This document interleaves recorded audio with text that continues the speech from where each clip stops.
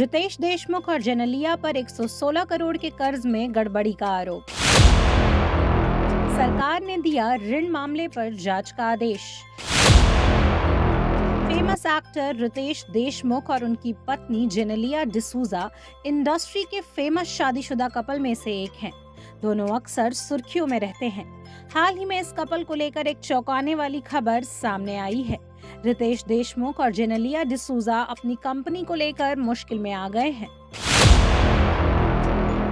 महाराष्ट्र के मंत्री अतुल सावे ने कहा कि रितेश देशमुख और उनकी पत्नी जेनेलिया की कृषि प्रसंस्करण कंपनी को मिले लोन को लेकर जांच के आदेश दिए गए हैं। जांच में देखा जाना है कि लोन देने में सहकारी बैंकों की ओर से कोई अनियमितता हुई है या नहीं। दरअसल पिछले महीने भारतीय जनता पार्टी के नेताओं ने आरोप लगाया था कि एग्रो प्रोसेसिंग कंपनी देश एग्रो प्राइवेट लिमिटेड को पिछले महाविकास अघाड़ी MVA के दौरान उनके होम टाउन लातूर में महाराष्ट्र औद्योगिक विकास निगम का प्लॉट मिला था। राज्य के बीजेपी नेताओं ने रितेश देशमुख और जेनेलिया पर यह आरोप लगाया था कि कंपनी ने 4 अक्टूबर 2021 को पंढरपुर अर्बन कोऑपरेटिव बैंक से लोन की अर्जी डाली थी। इसके बाद बैंक ने 27 अक्टूबर को 4 करोड़ रुपए का लोन अप्रूव किया था। कंपनी ने Latur district central cooperative bank से 61 करोड़ रुपए का लोन लेने के लिए अर्जी डाली थी।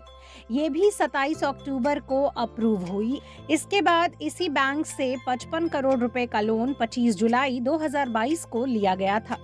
राज्य के सहकारिता मंत्री अतुल सावे ने इस बारे में कहा, हमारे भाजपा के लातूर जिला अध्यक्ष गुरुनाथ मागे ने इस मुद्दे को उठाने के लिए एक पत्र लिखा था।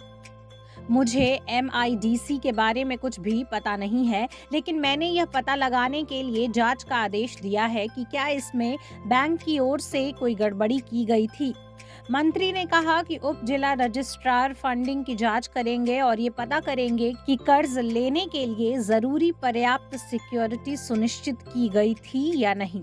जांच में इस बात का भी पता लगाया जाएगा कि कहीं कोई अवैध काम तो नहीं हुआ है।